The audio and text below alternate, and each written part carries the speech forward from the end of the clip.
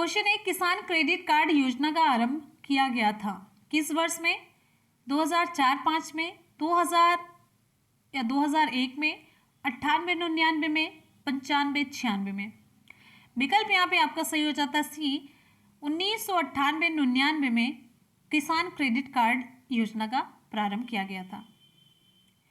इस योजना के अंतर्गत किसानों को ऋण की व्यवस्था की जाती है, किसानों को ऋण दिया जाता है बैंक के माध्यम से। अगले क्वेश्चन पे हम चलेंगे। अगला आपका क्वेश्चन है, भारतीय दलहन अनुसंधान संस्थान कहाँ पर स्थित है? भारतीय दलहन अनुसंधान संस्थान कहाँ पर स्थित है? तो आपको बताना है यहाँ पे, विकल्प आपका यहाँ पे सही हो जाता है कानपुर में। भारतीय दलहन अनुसंधान संस्थान की स्थापना कब हुई थी? 1984 में। 1984 में कल्याणपुर कानपुर में किया गया था। भारतीय दलहन अनुसंधान संस्थान की स्थापना 1984 में की गई थी और इसका संस्थान कहाँ पर है? कानपुर में। नेक्स्ट क्वेश्चन आपका क्वेश्चन है, ऑस्ट्रेलिया में स्थित कालगुरली किसके लिए विख्यात है? आपको बताना है यहाँ पे, ऑस्ट्रेलिया में स्थित कालगुरली किसके लिए विख्यात है? स्वर्ण उत्पादन, उत्तम जलवायु, शिक्षा केंद्र या मुर्गी पालन के लिए? तो विकल्प आपका यहाँ पे सही हो जाता है, स्वर्ण उत्पादन के लिए ये कालगुरली विख्यात है। अगले क्वेश्चन पे हम चलेंगे। नेक्स्ट हमारा क्वेश्चन आप सभी के लिए, निम्न में से कौन से शीतोष्ण घास के मैदान यूरेशिया में पाए जाते हैं? आपको बताना है यहाँ पे, कौन से शीतोष्ण घास के मैदान यूरेशिया में पाए जाते हैं? जल्दी से आप लोग रिप्लाई कीजिए। विकल्प यहाँ पे आपका सही हो जाता है सी, स्टेपीज। स्टेपीज ये कहाँ पर? यूरेशिया में पाया जाता है।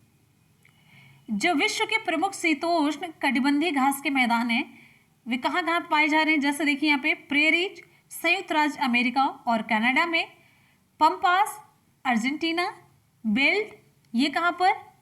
दक्षिण Africa, downs Australia, steppes Asia, रूस, इन सभी जगहों पर ये घास के मैदान पाए जाते हैं, शीतोष्ण घास के मैदान। अगले क्वेश्चन पे हम चलेंगे। नेक्स्ट हमारा क्वेश्चन यहाँ पे देखिए, बृहद ज्वार आता है, बृहद ज्वार कब आता है? विकल्प आप सभी के सामने, यहाँ पे ध्यान से आप लोग ऑप्शन पढ़िए और जल्दी से रिप्लाई कीजिए। बृहद ज्वार जब सूर्य और चंद्रमा एक सीधी रेखा में होते हैं तब आता है। बृहद ज्वार की स्थिति जब सूर्य और चंद्रमा एक सीधी रेखा में होते हैं तब बृहद ज्वार आता है। लघु ज्वार, अच्छा, बृहद ज्वार जब सूर्य, चंद्रमा और पृथ्वी तीनों एक सीध में होते हैं तब इस स्थिति को क्या कहते हैं? सिजगी या युति वियुति। क्या कहते हैं? युति वियुति या सिजगी। और आपको बता दें, लघु ज्वार जब सूर्य, चंद्रमा और पृथ्वी समकोण की स्थिति में होते हैं तब लघु ज्वार की स्थिति उत्पन्न होती है, ये जानते रहिए। अगले क्वेश्चन पे हम चलेंगे। नेक्स्ट हमारा क्वेश्चन आप सभी की स्क्रीन पे, किस उर्वरक में नाइट्रोजन एमाइड रूप में रहती है? जो नाइट्रोजन है वो एमाइड रूप में रहती है किस उर्वरक में? Ammonium sulphate, urea, ammonium chloride या सोडियम नाइट्रेट? विकल्प यहाँ पे आपका सही हो जाता है बी, यूरिया में। नाइट्रोजन एमाइड रूप में यूरिया में विद्यमान रहता है। यूरिया में नाइट्रोजन की प्रतिशतता कितनी होती है? लगभग 46% के करीब होती है। यूरिया एक नाइट्रोजनी उर्वरक है, इसे भूमि में मिलाने पर इसका जल अपघटन होता है और अमोनिया निकलती है और ये अमोनिया विभिन्न जीवाणुओं द्वारा नाइट्रेट्स में परिवर्तित करी जाती है जो कि पौधों द्वारा उपयुक्त कर लिया जाता है। तो ये रोल होता है यूरिया का पेड़ों में डालने पर। अगले क्वेश्चन पे हम चलेंगे। नेक्स्ट हमारा क्वेश्चन है, इबोनी तथा महोगनी वृक्ष संबंधित हैं किससे? इबोनी तथा महोगनी वृक्ष किससे संबंधित हैं? विकल्प यहाँ पे आपका सही हो जाता है डी, उष्ण कटिबंधीय सदाबहार वनों से ये संबंधित है, इबोनी और महोगनी वृक्ष। उष्ण कटिबंधीय सदाबहार वनों में पाए जाने वाले जो प्रमुख वृक्ष हैं उनमें कौन कौन है? सिनकोना है, महोगनी है, इबोनी है, रबड़ है, नारियल, साल, ताड़, बांस ये सभी प्रमुख हैं। अधिक वर्षा के कारण ये वन सदाबहार रहते हैं। वृक्षों में सूर्य का प्रकाश प्राप्त करने की होड़ के कारण वृक्षों की लंबाई लगभग 40 से लेकर के 60 मीटर तक बढ़ जाती है। अगले क्वेश्चन पे हम चलेंगे। नेक्स्ट हमारा क्वेश्चन है, चिनार वन्य जीव विहार अवस्थित है कहां पर? विकल्प यहां पे आपका सही हो जाता है बी, केरल में। चिनार वन्य जीव विहार ये कहां पर स्थित है? ये केरल में स्थित है। अगला आपका क्वेश्चन, पीतांबरी एक प्रजाति है किसकी? पीतांबरी एक प्रजाति है। विकल्प यहां पे आपका सही हो जाता है पीली सरसों की। पीतांबरी पीली सरसों की एक प्रजाति है। यह प्रजाति उत्तर प्रदेश, बिहार, उत्तराखंड, हरियाणा और बिहार में उगाई जाती है। अगले क्वेश्चन पे हम आते हैं, किस उर्वरक में नत्रजन एमाइड के रूप में रहती है? किस उर्वरक में नत्रजन जो नाइट्रोजन है अमाइड के रूप में रहती है? Ammonium sulphate, urea, ammonium chloride, sodium nitrate. विकल्प आपका यहाँ पे सही हो जाता है बी, यूरिया में। क्वेश्चन है, मानव गतिविधियों से परिवर्तित पर्यावरण क्या कहलाता है? मानव गतिविधियों से परिवर्तित पर्यावरण क्या कहलाता है? तो आपका यहाँ पे विकल्प सही हो जाएगा एंथ्रोपोजेनिक पर्यावरण। और एक चीज आप लोग जानते रहिए, मनुष्यों के द्वारा उत्पन्न प्रदूषण को एंथ्रोपोजेनिक प्रदूषण कहा जाता है। प्रदूषण किसे कहते हैं? पर्यावरण के अजैविक घटकों वायु, जल और मृदा के भौतिक, रासायनिक और जैविक इन तीनों लक्षणों में होने वाला अवांछनीय परिवर्तन जिनसे जीवन पर नेगेटिव इफेक्ट पड़ता है वो क्या कहलाता है? प्रदूषण कहलाता है, पोल्यूशन कहलाता है। अगले क्वेश्चन पे हम चलेंगे। नेक्स्ट हमारा क्वेश्चन है, निम्नलिखित में से कौन प्रदूषण वृद्धि के लिए उत्तरदायी है? किन की वजह से प्रदूषण बढ़ता है? तो विकल्प यहाँ पे आपका सही हो जाता है डी, उपरोक्त सभी। यानी कि औद्योगिकीकरण, शहरीकरण एवं जनसंख्या में वृद्धि, वनों का ह्रास, ये तीनों प्रदूषण में वृद्धि के लिए उत्तरदायी हैं। अगले क्वेश्चन पे हम चलेंगे। नेक्स्ट हमारा क्वेश्चन, क्योटो प्रोटोकॉल संबंधित है। क्योटो प्रोटोकॉल किससे संबंधित है आपको बताना है। यहाँ पे विकल्प आपका कौन सा सही होगा? क्योटो प्रोटोकॉल संबंधित है। विकल्प यहाँ पे आपका सही हो जाता है बी, जलवायु परिवर्तन से। क्योटो प्रोटोकॉल किससे संबंधित है? जलवायु परिवर्तन से संबंधित है ये। सबसे बड़ा और भारी स्तनधारी कौन सा है? विकल्प यहाँ पे आपका सही हो जाता है सी, ब्लू व्हेल। ब्लू व्हेल सबसे बड़ा और भारी स्तनधारी है, ध्यान दीजिएगा।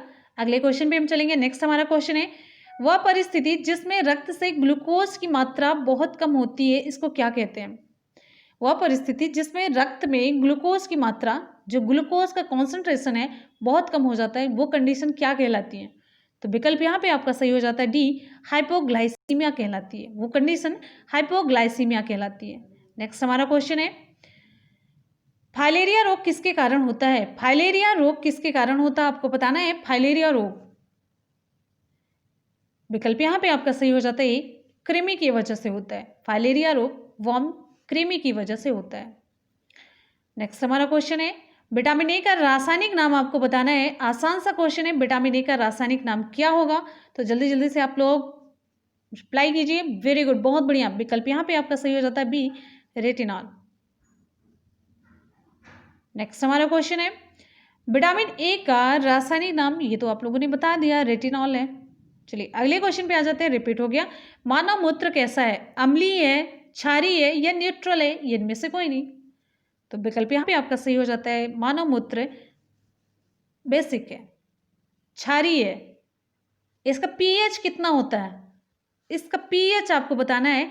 एक मैंने वीडियो पीएच से रिलेटेड बनाई है, वो वीडियो अगर आप लोग देख लेंगे तो इस क्वेश्चन के रिप्लाई आप लोग आसानी से कर पाएंगे। उस वीडियो को लिंक हम आपको नीचे डिस्क्रिप्शन बॉक्स में दे देंगे, आप लोग जरूर देख लीजिएगा।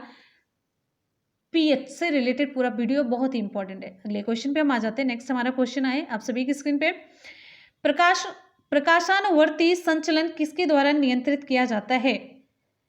जो प्रकाश के अनुरूप चलन होता है, प्रचलन होता है, प्रकाश की तरफ मुड़ जाना, प्रकाश से ही प्रचलन होता है। प्रकाश जिधर है उधर की तरफ पौधे का कोई अंग घूम जाता है। तो ये किसके द्वारा नियंत्रित किया जाता है?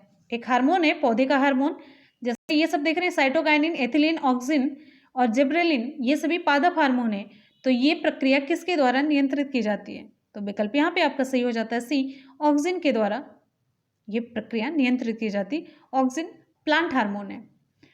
अगला आपका क्वेश्चन है, दुग्धजनक हार्मोन का स्राव कहाँ पर होता है? दुग्धजनक हार्मोन का स्राव कहाँ पर होता है? बहुत ही आसान सा क्वेश्चन है।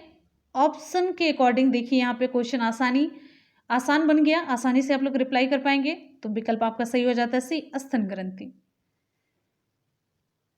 क्वेश्चन है, मरुस्थल के जानवर ग्रीष्म ऋतु में लंबी निद्रा में चले जाते हैं, इसे हम क्या कहते हैं? विकल्प यहाँ पे आपका सही हो जाता है,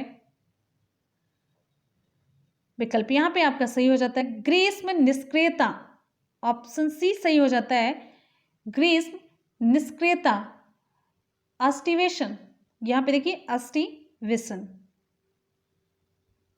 ये ग्रीष्म निष्क्रियता होती है। जाड़े के दिनों में क्या होते हैं?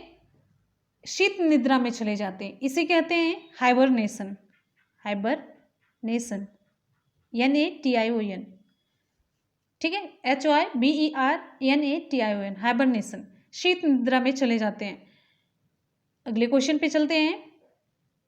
जो जाड़े के दिनों में जंतु शीत निद्रा में चले जाते हैं, उस प्रक्रिया को कहते हैं हाइबरनेशन।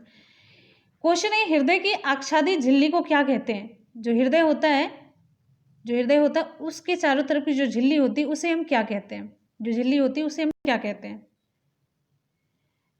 विकल्प यहाँ पे आपका सही हो जाता है हृदय आवरण। हृदय को आवरण देने वाला, हृदय को ढकने वाला, इसको इंग्लिश में कहते हैं पेरी, एक मिनट क्लियर पेज पे लिखते हैं, पेरिकार्डियम।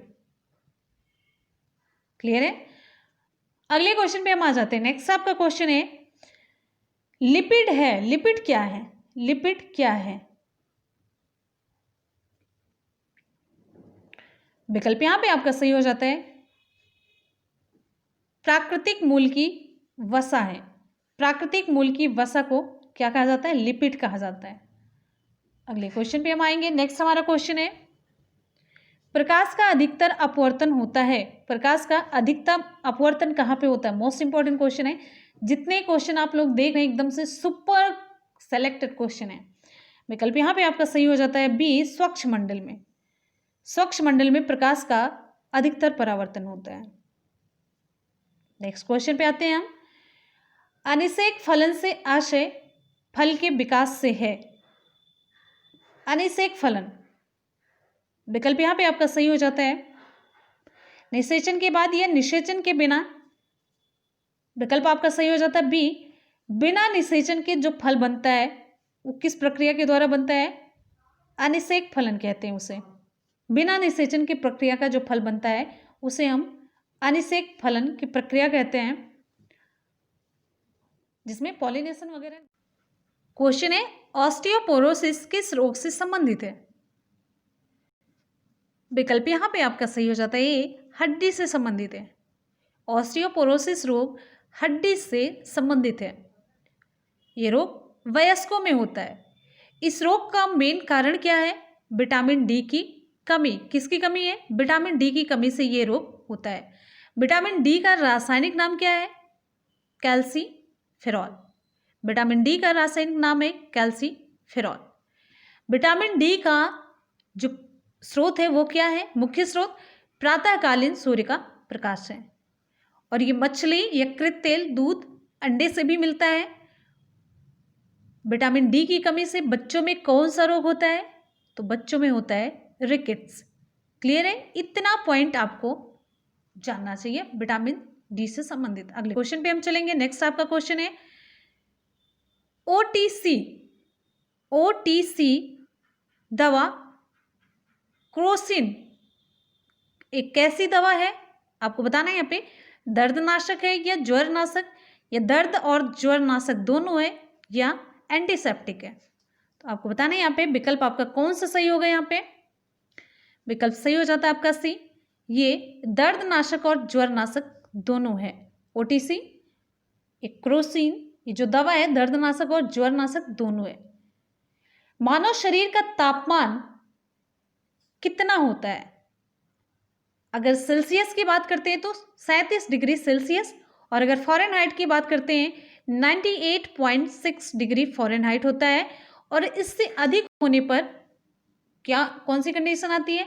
ज्वर की कंडीशन हो जाती है। ऐसे मानव के शरीर का तापमान बढ़ने के कारण जो कोशिका होती है उसमें पानी की कमी होने लगती है, और 102 से 3 डिग्री फ़ारेनहाइट से अधिक बुखार होने पर मानव की मृत्यु भी हो जाती है। तो आपको ये जानना ज़रूरी है, सेल्सियस में और फ़ारेनहाइट में मनुष्य का जो शरीर है उसका तापमान कितना होता है। तो 37 और 98.6 डिग्री फ़ारेनहाइट, और सेल्सियस में 37 डिग्री सेल्सियस। अगले क्वेश्चन पे हम चलेंगे। ऑन्कोलॉजी किस बीमारी के उपचार से संबंधित है? ऑन्कोलॉजी बहुत ही इंपॉर्टेंट है, खूब पूछा जाता है क्वेश्चन।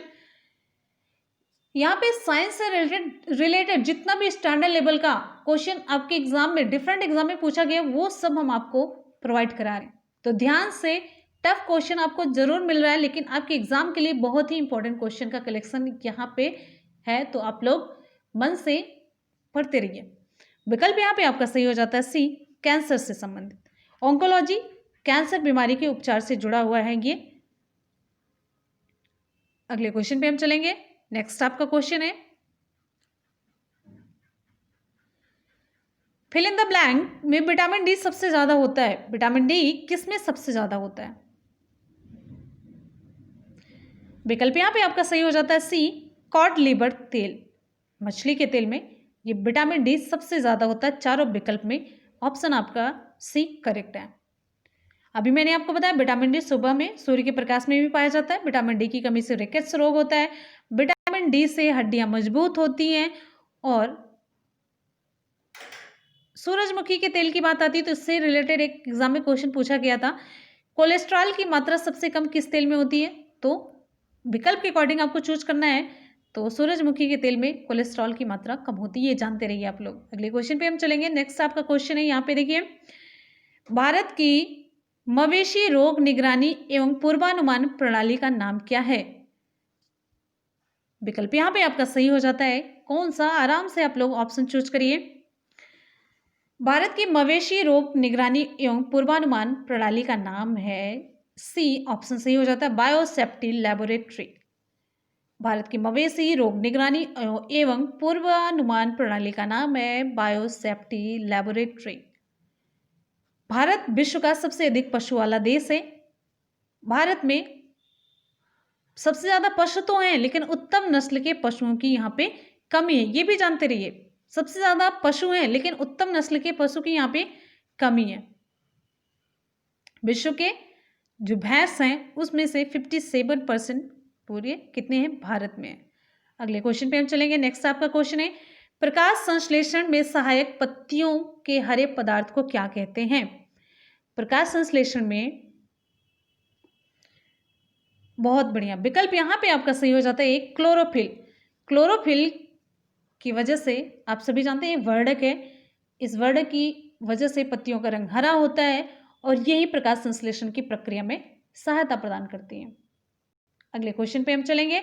नेक्स्ट हमारा क्वेश्चन है, एक क्वेश्चन आपको यहाँ पे आपसे पूछते हैं, प्रकाश संश्लेषण की प्रक्रिया में पौधे कौन सी गैस अंदर लेते हैं? आपको बताना है यहाँ पे कार्बन डाइऑक्साइड, ऑक्सीजन, नाइट्रोजन या हाइड्रोजन सल्फाइड। यहाँ पे क्वेश्चन है, गले का एक फैला हुआ हिस्सा जो लड़कों में आवाज बॉक्स बढ़ाने के लिए जिम्मेदार होता है उसको क्या कहते हैं? लैरिंक्स, टेस्टोस्टेरोन, ग्रेसनी, एडम्स एप्पल। विकल्प यहाँ पे आपका सही हो जाता है डी, एडम्स एप्पल। यहाँ पे देखिए चित्र में आपको दिख रहा है, ये लड़के में, बच्चों में आवाज बॉक्स बढ़ाने के लिए जिम्मेदार होता है। अगले क्वेश्चन पे हम चलते हैं। नेक्स्ट आपका क्वेश्चन है, जैव प्रौद्योगिकी का तात्पर्य है। जैव प्रौद्योगिकी का तात्पर्य क्या है? आपको बताना है यहाँ पे। विकल्प आपका यहाँ पे कौन सा सही होगा?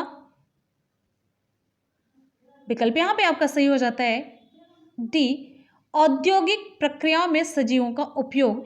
ये बायोटेक्नोलॉजी है। बायोटेक्नोलॉजी का मतलब होता है कि औद्योगिक प्रक्रियाओं में सजीवों का उपयोग करना।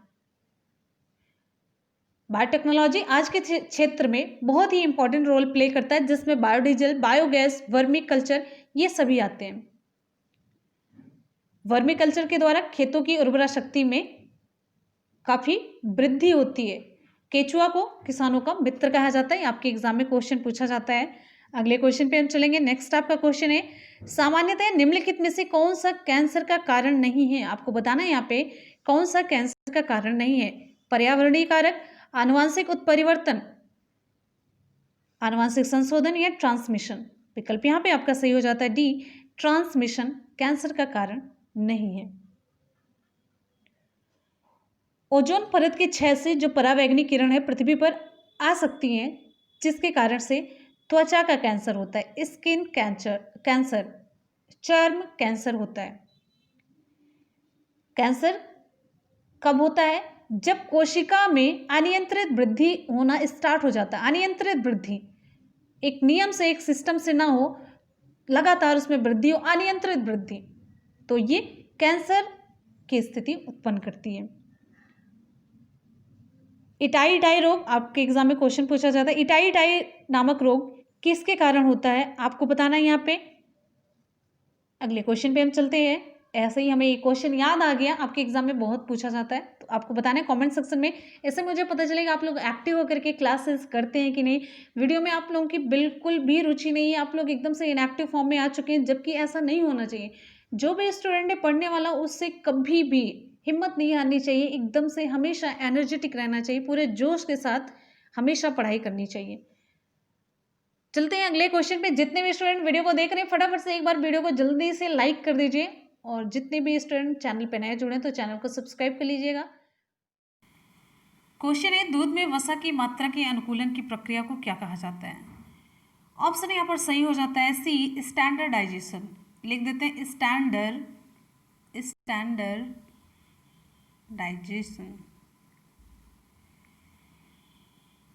वसा में कार्बोहाइड्रेट की मात्रा अधिक होती है, वसा में कार्बोहाइड्रेट की मात्रा अधिक होती है। और यहाँ पर क्वेश्चन पूछा गया है, दूध से वसा निकालने पर दूध का घनत्व क्या होगा? बढ़ जाएगा या घट जाएगा? तो जब दूध से वसा निकाला जाता है तो दूध का घनत्व बढ़ जाता है। और यहाँ पर एक टर्म आ जाता है पॉस्चराइजेशन। तो दूध को अधिक समय तक सुरक्षित रखने की क्रिया को क्या कहते हैं? पॉस्चराइजेशन कहते हैं। पॉस्चराइजेशन में अगर आप ज़्यादा टाइम के लिए गर्म कर रहे हैं दूध, देखिए एक होता है उच्च ताप पर आप गर्म करेंगे कम टाइम के लिए, उच्च ताप पर कम टाइम के लिए, निम्न ताप पर ज़्यादा टाइम के लिए। दो प्रोसेस इसमें होती हैं, दो विधियां होती हैं, उच्च ताप पर कम टाइम के लिए, निम्न ताप पर ज़्यादा टाइम के लिए। ये दोनों विधियों में गर्म किया जाता है। इसे पॉस्चराइजेशन में दूध को गर्म किया जाता है, जिससे कि दूध जल्दी से खराब ना हो, फटे ना। अगले क्वेश्चन पर हम चलेंगे। अगला क्वेश्चन आपका डे से रिलेटेड, हाल ही में संवाद और विकास के लिए सांस्कृतिक विविधता का विश्व दिवस कब मनाया गया? ऑप्शन यहाँ पर आपका सही हो जाता है 21 मई को। हर साल 21 मई को विश्व स्तर पर संवाद और विकास के लिए सांस्कृतिक विविधता का विश्व दिवस मनाया जाता है। World day for cultural diversity for dialogue and development, यानी कि संवाद और विकास के लिए सांस्कृतिक विविधता का विश्व दिवस। तो ऑप्शन यहाँ पर आपका ए सही हो जाता है 21 मई, आपको ध्यान रखना है। तो फ्रेंड्स, यहाँ पर आज के क्वेश्चन हो जाते हैं कंप्लीट।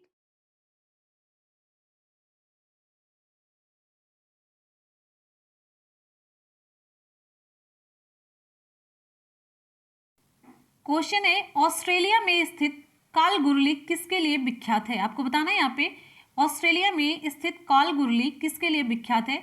स्वर्ण उत्पादन, उत्तम जलवायु, शिक्षा केंद्र या मुर्गी पालन के लिए?